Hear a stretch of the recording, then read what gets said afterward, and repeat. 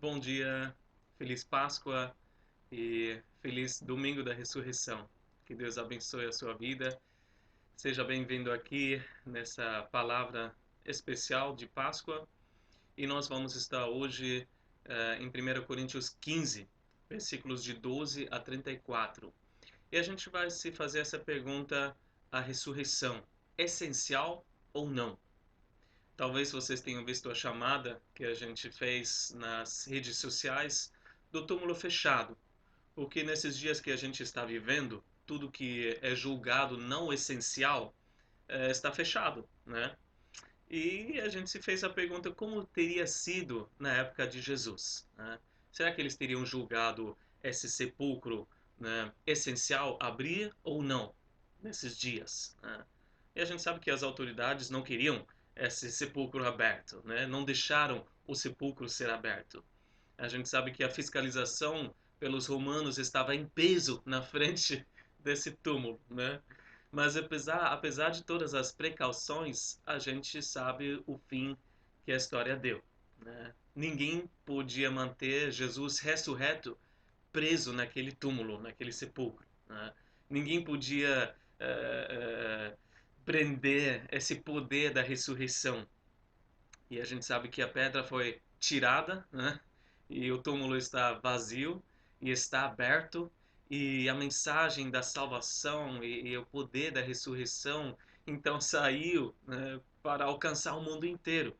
A salvação está disposta para o mundo inteiro.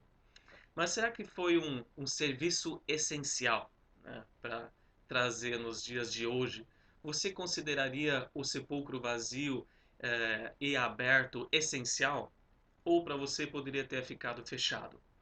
Em outras palavras, qual a diferença que faz a ressurreição de Jesus na nossa vida? Realmente é importante que esse túmulo se abriu, que Jesus está vivo hoje? A gente vai considerar essa pergunta, essa resposta para essa pergunta hoje.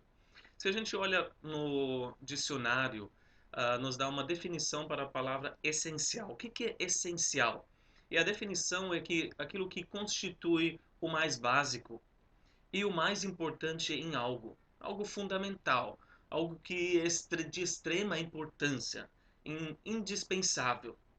Isso que é essencial. Então, se a gente fala da ressurreição de Jesus, essa doutrina realmente é essencial? Ou alguém pode ser um cristão e não acreditar na ressurreição corporal de Jesus? E em todas as suas implicações? Na verdade, o que a gente está falando quando a gente diz que Jesus ressuscitou? Quais as implicações? De que nós estamos falando? Eu vou considerar 10 pontos hoje nesse texto que nós temos da importância da ressurreição de Jesus e o que isso significa para nós hoje como cristãos. Então vamos ler os versículos de 12 a 14 de 1 Coríntios 15. Versículos de 12 a 14 diz assim: Ora, se está sendo pregado que Cristo ressuscitou dentre os mortos, como alguns de vocês estão dizendo que não existe ressurreição dos mortos? Se não há ressurreição dos mortos, nem Cristo ressuscitou, e se Cristo não ressuscitou, é inútil a nossa pregação, como também é inútil a fé que vocês têm. Então Paulo falou: como vocês podem dizer isso? O que os coríntios acreditavam? Eles acreditavam sim na ressurreição de Cristo, mas não na ressurreição corporal dos mortos. Em outras palavras, Jesus sim, o resto não. E eles tiveram uma influência muito má, né? A gente não sabe qual, talvez uma influência de filósofos gregos que ensinavam que o corpo era ruim, só o espírito era bom. Então eles falaram: bom, não vai ter corpo nenhum depois da morte, já basta esse, né? Ou né, eles foram influenciados por outros que de repente nem acreditavam muito na vida após a morte. A gente precisa lembrar que a ressurreição bíblica diz ou significa não apenas a continuação da vida após a morte, mas significa a continuação da vida após a morte em corpo, corporalmente.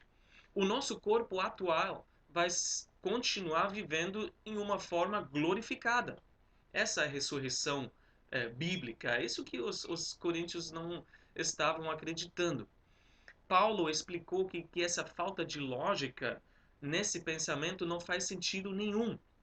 E a gente vai ver isso nos próximos versículos. Porque se não existisse a ressurreição dos mortos, então Jesus também ainda estaria morto. Porque ele era um homem também, 100% Deus e 100% homem. Mas a ressurreição de Jesus, ele fala logo no começo, é essencial. Por quê? Porque é um fato. O fato que ele ressuscitou e tudo que isso implica é essencial, porque caso contrário, o que nós estamos fazendo aqui? Isso que Paulo falou, que ele falaria para a gente. O que a gente está fazendo aqui? Esquece cristianismo então. Né? Joga tudo pela janela. Toda a pregação, toda a proclamação da vida, da morte, da ressurreição de Jesus seria em vão. E hoje existem pessoas que se chamam cristãos, mas que falam, né, todos os milagres de Jesus, tudo que ele fez de sobrenatural, são alegorias, são metáforas para a gente aprender alguma lição para a nossa vida. A morte de Jesus, bom, é apenas um exemplo de amor pelo próximo. Mas se tudo isso não aconteceu, então não é verdade. Qual a nossa pregação tem então? Nada. A nossa fé seria em vão. Mas bem que Pedro falou em 2 Pedro 1, versículo 16, que nós não seguimos fábulas engenhosamente inventadas quando lhes falamos a respeito do poder e da vinda do nosso Senhor Jesus Cristo. Pelo contrário, nós fomos testemunhas oculares da sua majestade. Primeiro ponto que eu quero fazer aqui da importância da ressurreição é que a ressurreição de Jesus significa, em primeiro lugar, que Jesus não foi um mentiroso, né? Ele realmente disse certas coisas, ele disse a verdade quando ele falou da sua ressurreição. Todas as suas palavras foram verdadeiras e ele predisse que ele ressuscitaria no terceiro dia. Agora, se uma palavra só tivesse sido mentira, então a gente não poderia acreditar em nada que ele falou. Mas já que se cumpriu o que ele disse, ele ressuscitou, então nós podemos acreditar também em todas as palavras que ele disse. Isso seria a respeito da nossa fé. A nossa fé não é em vão, porque tudo que Jesus disse é a verdade. O segundo ponto é em relação à pregação. A ressurreição de Jesus testifica que ele é o Messias prometido no Antigo Testamento. Porque isso que tinha sido pregado, na época não tinha o Novo Testamento todo em forma escrita, né? Era o Antigo Testamento e o ensino dos apóstolos. Mas Jesus cumpriu todas as profecias a respeito do Messias, inclusive aquelas que se referiam à sua ressurreição. Eu peguei alguns exemplos em Mateus 12, versículo 40. Ele mesmo disse: Pois assim como Jonas, se referindo a Jonas, esteve 3 dias e 3 noites no ventre de um grande peixe, assim o Filho do Homem ficará 3 dias e 3 noites no coração da terra. E assim foi que no terceiro dia ele ressuscitou. O Antigo Testamento também fala em Salmo 16, versículo 10, porque tu não me abandonarás no sepulcro, nem permitirás que o teu santo sofra decomposição. Foi a palavra que Pedro usou, né, na pregação dele no dia de Pentecoste. Ou mais uma palavra em Isaías 53, versículo 11. Depois do sofrimento da sua alma, ele verá a luz e ficará satisfeito. Quer dizer que Jesus é o Messias prometido no Antigo Testamento. Jesus, afinal, é o Salvador do mundo inteiro. A gente não precisa esperar por outro, né? Aliás, não há salvação em outro nome. Se você perde a chance de acreditar em Jesus, você perdeu a sua oportunidade para a salvação. Então não rejeita essa chance. O que mais Paulo vai nos falar? O que a ressurreição significa? Versículos de 15 a versículo 19, que diz assim: Mais que isso, seremos considerados falsas testemunhas de Deus, pois contra ele testemunhamos que ressuscitou a Cristo dentre os mortos. Mas se de fato os mortos não ressuscitam, ele também não ressuscitou a Cristo. Pois se os mortos não ressuscitam, nem Cristo ressuscitou. E se Cristo não ressuscitou, inútil é a fé que vocês têm e ainda estão em seus pecados. Neste caso, também os que dormiram em Cristo estão perdidos. Se é somente para esta vida que temos esperança em Cristo, somos de todos os homens os mais dignos de compaixão. Em versículo 15, a gente vê a terceira razão por qual a ressurreição é essencial. E a ressurreição de Jesus é essencial porque significa que o testemunho dos discípulos é verdadeiro. Caso contrário, todos os cristãos seriam falsas testemunhas, né? Seriam mentirosos que testificam de algo então que não aconteceu. Não apenas a respeito dos fatos históricos, né, da vida, morte e ressurreição de Jesus, mas a respeito daquilo que aconteceu no coração de cada cristão. Porque se Jesus não ressuscitou, ele não poderia habitar no coração de cada cristão. Mas já que ele está ressurreto, ele habita em nosso coração. Ele está nos transformando de dentro para fora. Ele está bem presente em todas as situações da nossa vida, no sofrimento, na angústia, na tristeza. Ele disse até o fim dos tempos, enquanto nós vivemos a missão que ele deixou para nós na terra. E seria muito mais estranho ainda a respeito dos apóstolos, né? Falsos testemunhos, eles, que a maioria morreu como mártires, né? Quem morreria para uma mentira? No momento que um ser humano vê a lâmina, sente a chama do fogo, renega tudo, se é realmente uma mentira, a não ser que seja a verdade absoluta que transformou a sua vida. Então a morte não pode te fazer nada. É isso que aconteceu com os apóstolos. Nenhum deles foi uma falsa testemunha, mas disseram a verdade a respeito de Jesus. No versículo 17, nós vemos que a ressurreição de Jesus, esse é o quarto ponto, significa que os nossos pecados foram perdoados. Caso contrário, a gente ainda estaria em nossos pecados, né? Se Jesus não ressuscitou, a morte então teve poder sobre ele, né? Isso quer dizer, então, que Jesus não foi Deus, mas um mero homem. E a gente tem que pensar nessa lógica de Paulo. Se Jesus não foi Deus, ele não podia ser o sacrifício satisfatório em nosso lugar. Então, os nossos pecados não foram pagos por ele. A gente ainda está culpado diante de Deus de todos os nossos pecados. Seria o fim. Mas a ressurreição significa o quê? O selo de aprovação de Deus Pai. Deus aprovou esse sacrifício. Ele disse: eu aceito esse sacrifício como pagamento completo, satisfatório. E esse sempre foi o plano de Deus triuno de todos os tempos. Não foi um esforço solitário que Jesus foi fazendo, não, foi o grande plano de todos os tempos, que Jesus veio para nos reconciliar com Deus Pai. E Deus Pai não tem mais nada contra nós. Deus tirou todas as acusações que eram contra nós. E Jesus tomou essa punição sobre si e pagou a nossa dívida completamente. E essa transação, esse plano de transação, veio lá de cima, né? Veio lá de Deus Pai. Ninguém corre mais risco de se envolver em alguma ação jurídica posteriormente, ou que vai vir alguém pedindo um pagamento retroativo. Não, o pagamento foi feito, a dívida foi paga. A gente pode ter paz com Deus para todo sempre. Versículo 18, nós vemos a quinta razão. Por que a ressurreição é essencial? A ressurreição de Jesus significa que os santos do Antigo Testamento foram salvos, né? Eles não foram perdidos. O Messias sempre foi a esperança para todos os santos do Antigo Testamento.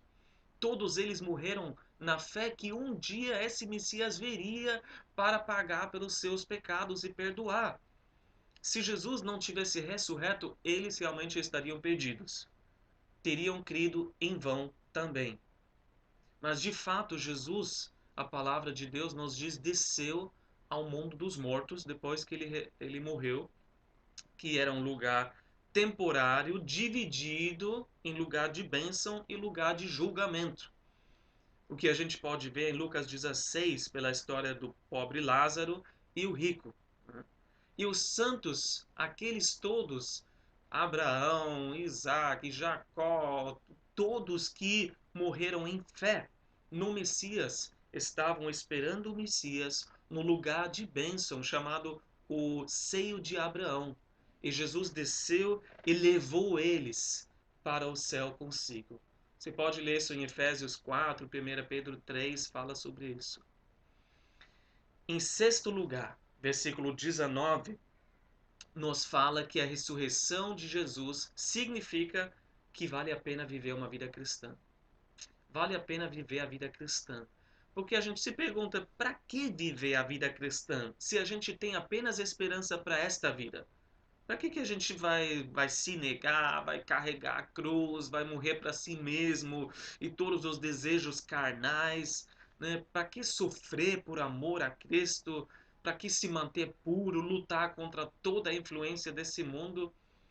Se existe apenas esperança para esse mundo, não vale a pena. Mas se existe a esperança da ressurreição dos mortos, né, aí sim vale a pena. Se não, é uma falsa esperança. Mas a ressurreição, o fato da ressurreição de Jesus e a nossa, significa que a glória que está por vir. Paulo fala em 2 Coríntios 4, versículo 17, que os nossos sofrimentos leves e momentâneos estão produzindo para nós uma glória eterna que pesa mais do que todos eles.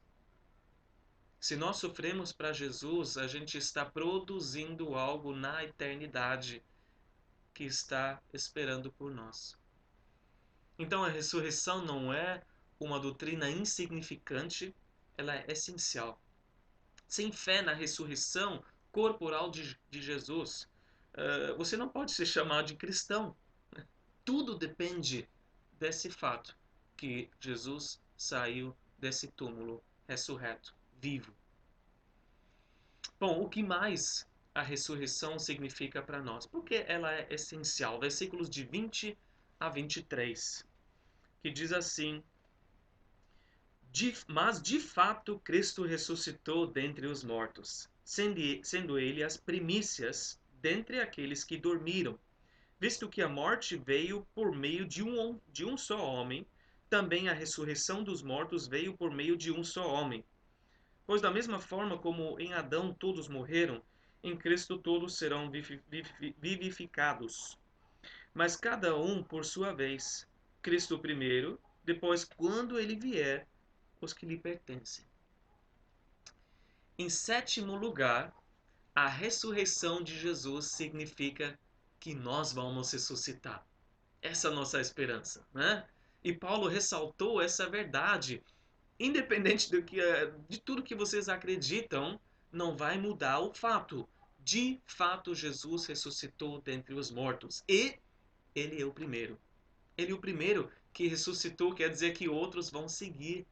Todos que creem, nós que cremos nele, vamos ressuscitar também. Essa é a alegria, a esperança que nós temos. Assim como uma vez nós pertencemos apenas à ordem de Adão, nós nascemos pecadores, nós estaríamos enfrentando a morte sem esperança nenhuma se não tivesse o Salvador, né? Mas pela fé em Jesus, nós nascemos de novo. Somos uma nova criação que agora é coparticipante da natureza divina, né? Então nós podemos ter certeza que nós temos a vida eterna, né? E o que espera os nossos corpos é a ressurreição. Porque nós seguimos Jesus em vida, nós podemos ter certeza que a gente vai seguir ele através da morte para a ressurreição também. Só que ele é a primícia. A primícia são os primeiros frutos. Em Levítico era apresentado esse tipo de oferta de um feixe do primeiro cereal, né, da colheita, que representava a colheita feita. Estou apresentando uma parte da minha colheita, mas também antecipava o resto da colheita, né? Eu quero que o Senhor abençoe também o resto dessa colheita que ainda está por vir. E assim Jesus representa essa nossa ressurreição. Romanos 6, versículo 5 diz: Se dessa forma fomos unidos a Ele na semelhança da sua morte, certamente o seremos também na semelhança da sua ressurreição. Quer dizer, assim como Jesus ressuscitou, nós também vamos ressuscitar. Nós antecipamos a ressurreição em corpos glorificados. E o interessante é que eu me dei conta novamente, me preparando para esse estudo, que a festa de primeiros frutos, né, é comemorada um dia depois do sábado da Páscoa, que cai no domingo da ressurreição. E interessante que oferta, né, feito nessa festa dos primeiros frutos é sem sangue. É um cereal, né? Uma oferta de cereal, porque o cordeiro pascual já tinha sido sacrificado anteriormente. Assim, a morte de Jesus, né, significa o fim dos sacrifícios.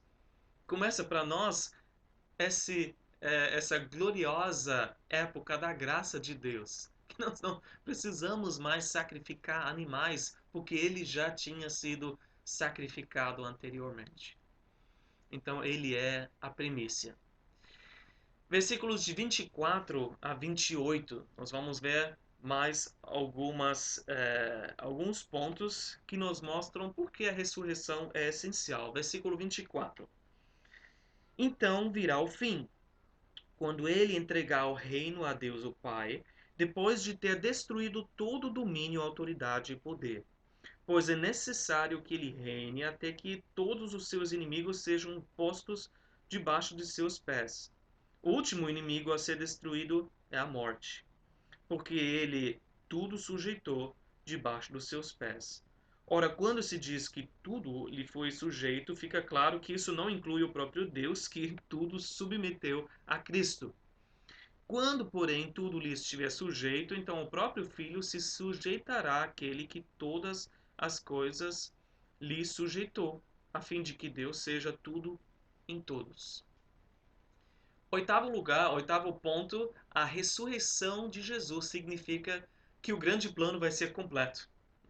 Porque Jesus ressuscitou, o plano de todos os tempos vai ser executado até o fim. E falta ainda coisas importantes que Jesus precisa executar. Ele é a pessoa que vai executar e fazer essas coisas. O que nos falta no nosso cronograma profético? Falta o arrebatamento, Jesus voltar para, né, arrebatar, tirar a sua igreja. Falta então 7 anos para posteriormente a volta de Jesus física para a Terra para reinar o milênio, 1000 anos de Cristo aqui na Terra, em que, como diz aqui, ele vai subjugar todos os seus inimigos.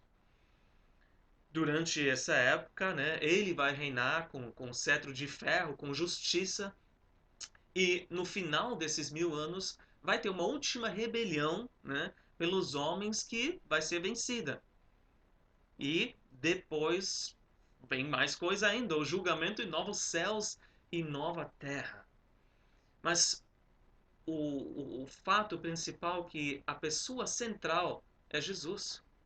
É Jesus. O plano sempre foi convergir em Jesus todas as coisas.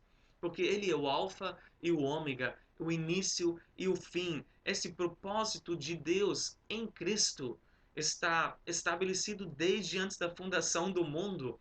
E Efésios 1, versículo 10 nos fala que esse propósito é de fazer convergir em Cristo todas as coisas, celestiais ou terrenas, na dispensação da plenitude dos tempos. Vai convergir, em outras palavras, vai ser reunidos, vai ser resolvido tudo em Jesus. E no final ele vai entregar tudo para Deus o Pai. Para que Deus seja tudo em todos, como foi desde antes, né, de tudo ser criado, desde a eternidade passada. Mas os versículos também nos mostram que esse relacionamento da Trindade, de Deus Pai, Filho e Espírito Santo, continua para toda a eternidade. Os três são igualmente Deus, em perfeita comunhão, mas no caso aqui o Filho vai se submeter, se sujeitar ao Pai, em posição. Não quer dizer que um é inferior, uma pessoa é inferior à outra. Todos são iguais em substância, né? São igualmente Deus, mas em posição vai continuar essa diferença. O nono ponto está no versículo 26. Eu quero ressaltar bastante esse ponto, que a ressurreição de Jesus significa que ele venceu a morte. A vitória definitiva sobre a morte ainda está por vir, né? Ainda vai acontecer. Porque até no milênio nós lemos que as pessoas vão morrer, né? Mesmo que vivam bastante, né? Isaías 65:20 fala que vão viver centenas de anos no milênio. Mas depois a morte vai ser destruída, não vai existir mais. Só que a ressurreição de Jesus já mostra que Jesus tem a vitória sobre a morte. A morte não tinha poder sobre ele para reter ele. É isso que Pedro também falou em Atos 2:24. Mas Deus o ressuscitou dos mortos, rompendo os laços da morte, porque era impossível que a morte o retivesse. A morte não conseguiu pegar em nada em Jesus, porque não tinha pecado, né, para reter ele. Não, era impossível para a morte reter Jesus. Ele rompeu esses laços, né, e surgiu para a vida, né, e ressuscitou. Sem a ressurreição, a história seria super triste, né? Nada extraordinário em Jesus. O título seria A Morte Triunfou Mais Uma Vez. Apenas um sonhador que juntou muitos seguidores, mas nada extraordinário. Já vimos isso acontecendo há milhares de anos. Porém, o fato é que Jesus triunfou sobre a morte. Ele não foi derrotado, ele foi vitorioso. E isso nos mostra que nele nós seremos vitoriosos. É o que fala no final desse capítulo, no versículo 57. Graças a Deus que nos dá a vitória por meio de nosso Senhor Jesus Cristo. E fala a respeito, né, da morte que vai ser vencida, vai ser destruída totalmente um dia. Só que nos mostra também que nós somos vitoriosos em todos os aspectos. Por quê? Paulo fala em 2 Coríntios 2, versículo 14, que graças a Deus, que sempre nos conduz vitoriosamente em Cristo e por nosso intermédio exala em todo lugar a fragrância do seu conhecimento. E o contexto ali são as viagens de Paulo, são as dificuldades que Paulo viu indo de lugar em lugar. Na nossa vida, em todos os aspectos, ele nos conduz vitoriosamente. Nós não seguimos um derrotado, nós seguimos o grande vencedor, né? Quem seguiria alguém que nunca conseguiu nada na vida, né? Não tem, sei lá, nenhuma medalha, não conseguiu produzir nada, mas Jesus tem a medalha que ele ressuscitou, né? Ele tem a aprovação de Deus Pai. Ele perdoou todos os nossos pecados. Ele tem as feridas nas suas mãos. Ele é que conquistou tudo para nós. Nós seguimos esse vencedor. E Jesus, através da sua cruz e ressurreição, a Bíblia diz, derrotou todos os nossos inimigos. Satanás, o mundo e a própria carne. Satanás está vencido.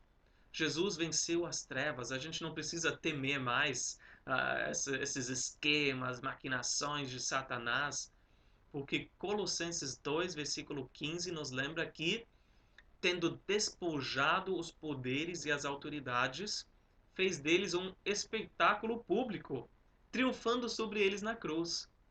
Jesus triunfou. Jesus triunfou sobre todas os poderes celestiais, né? Baldosos de trevas. E ele fez um espetáculo público. Mostrou para todo mundo, eles foram subjugados. Mas Jesus também venceu o mundo.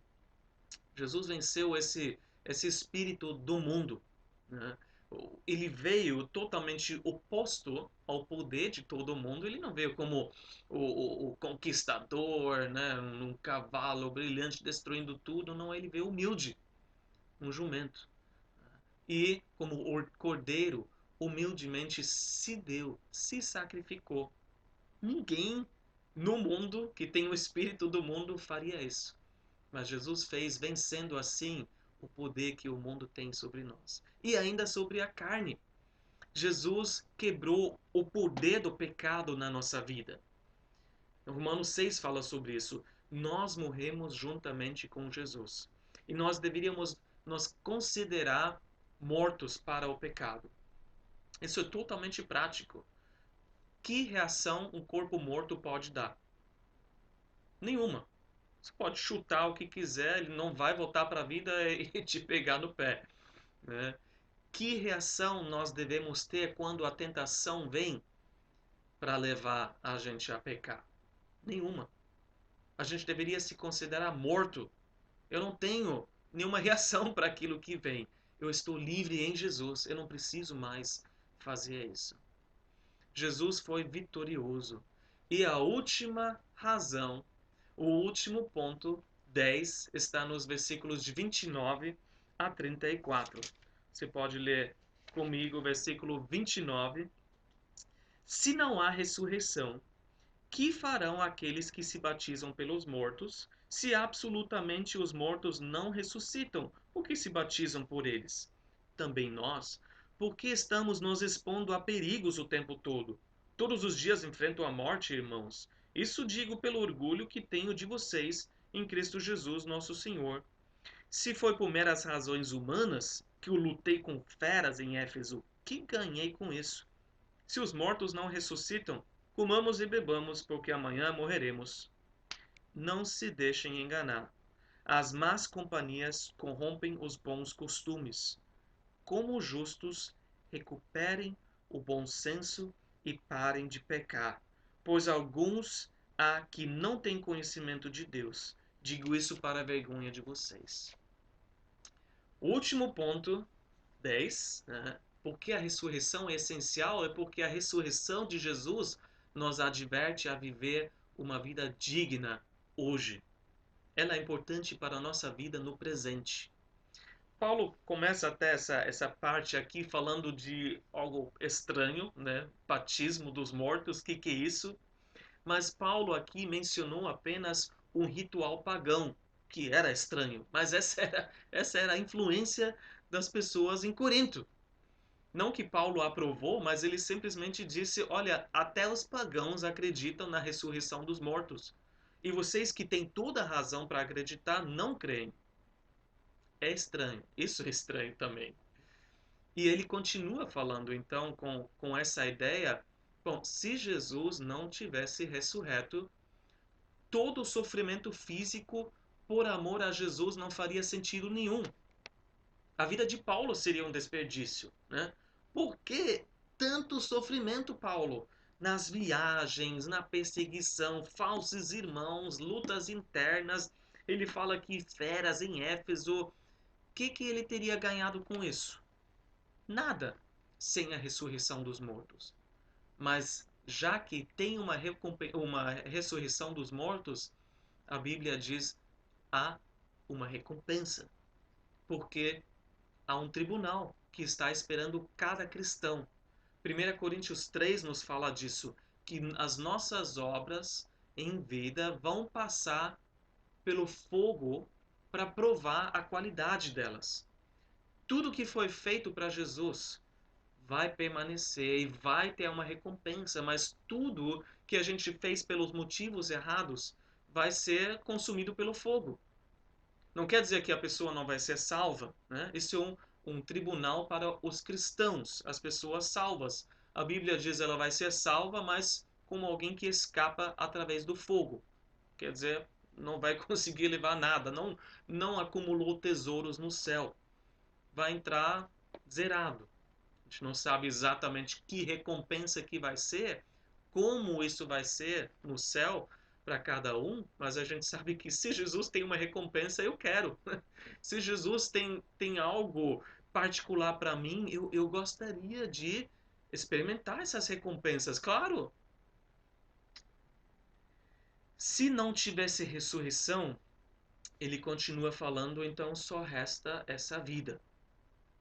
E se apenas essa vida está aí para nós, a resposta única é de muitas pessoas sem Jesus, e inclusive alguns cristãos hoje, a resposta lógica é o hedonismo.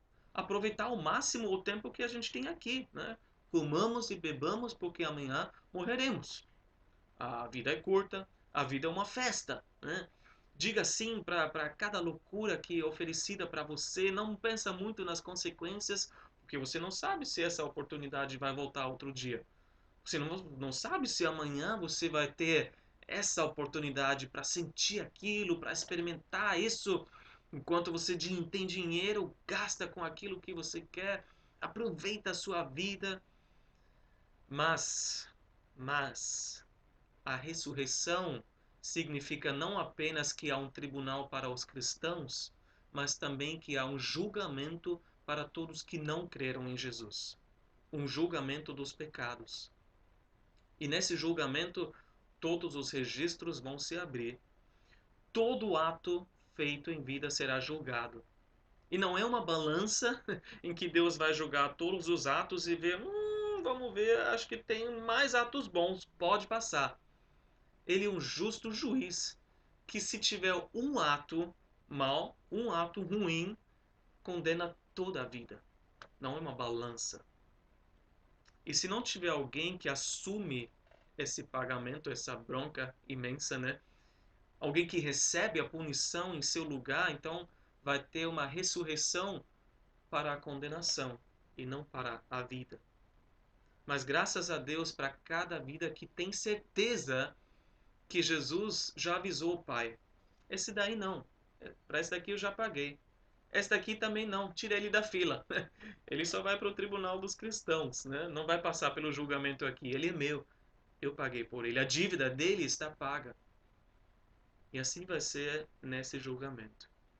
Mesmo assim, eu digo mesmo assim, tem cristãos que pensam que precisam aproveitar os prazeres do corpo aqui nessa terra.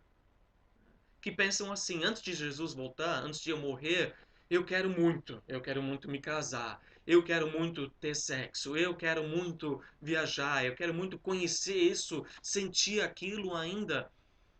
Mas não pense que você está perdendo se você não teve todos os prazeres que Deus permite aqui na terra.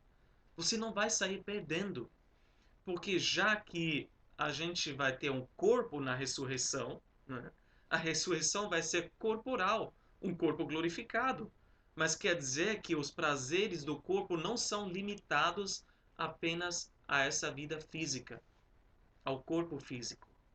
Mas quer dizer que a maior oportunidade para ter prazer corporal, sim, no corpo glorificado, ainda está por vir. Você não acha que o corpo glorificado vai ter um prazer infinitamente maior ao prazer que a gente tem aqui?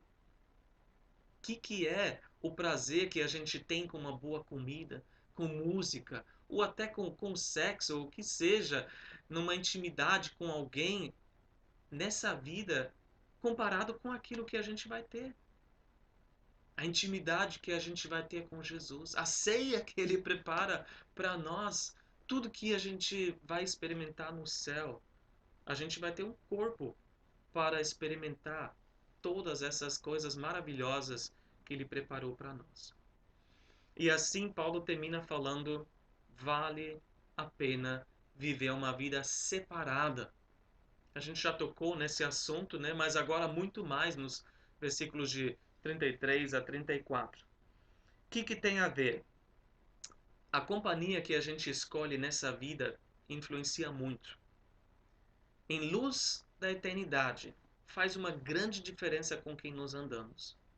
Então, já que a gente vai ressuscitar, quem está sendo uma boa influência na nossa vida? Eu não estou falando de evitar pessoas, porque Jesus sempre esteve no meio dos pecadores. Mas ele escolheu andar mesmo com os discípulos.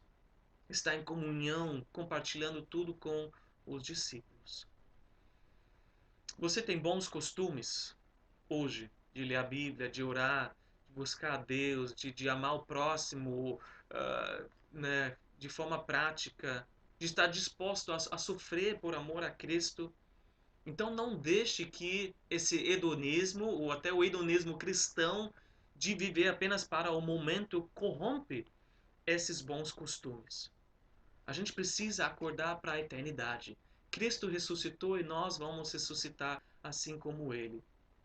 É hora de recuperar o bom senso, como ele diz, e vigiar, para não cair novamente debaixo do domínio do pecado.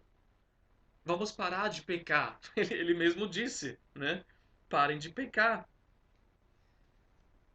Ao invés disso, quero ler para vocês o último versículo desse capítulo, versículo 58. Ao invés disso, portanto, meus amados irmãos, mantenham-se firmes e que nada os abale. Sejam sempre dedicados à obra do Senhor, pois vocês sabem que no Senhor o trabalho de vocês não será inútil. De um lado a gente se guarda, né? A gente vive uma vida separada e isso vai valer a pena, e está valendo a pena. Mas por outro lado a gente precisa se dedicar. A gente precisa pôr a mão na massa, a gente precisa acumular tesouros no céu, porque haverá uma recompensa para nós.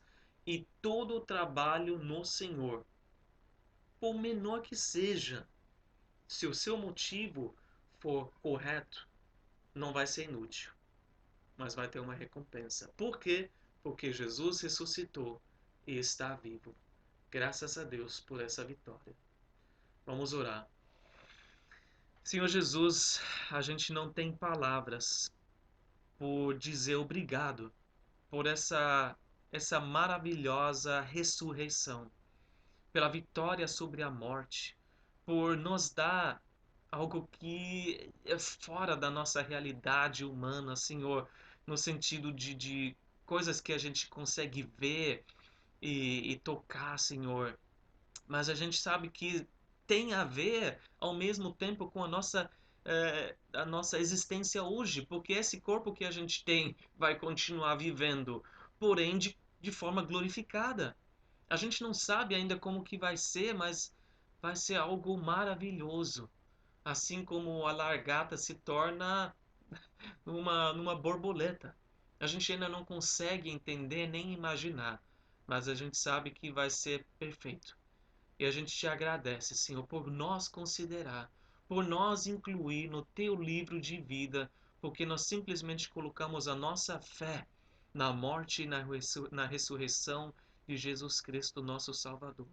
Nós te louvamos e te agradecemos e pedimos que nós possamos viver esse poder da ressurreição, que Jesus em nós, a esperança da glória, Jesus em nós, o poder para transformar a nossa vida de dentro para fora, a santificação até o último dia da nossa vida, o nosso último respiro, e até que a gente esteja, então, na tua presença. Obrigado, Senhor, por essa transformação que vai ser completa um dia. E obrigado, Senhor, pelo teu plano perfeito, desde antes da fundação do mundo, de fazer tudo de acordo com cada passo, com cada ideia perfeita segundo a tua sabedoria, Senhor, infinita, em favor da salvação de pecadores como nós. Louvado seja o teu nome, em nome de Jesus. Amém. Amém. Que Deus abençoe a sua vida. Tenha um ótimo domingo da ressurreição, meditando nessas verdades, e que isso seja um fortalecimento, mas também uma advertência para a gente viver de forma digna nos dias de hoje. Que Deus abençoe.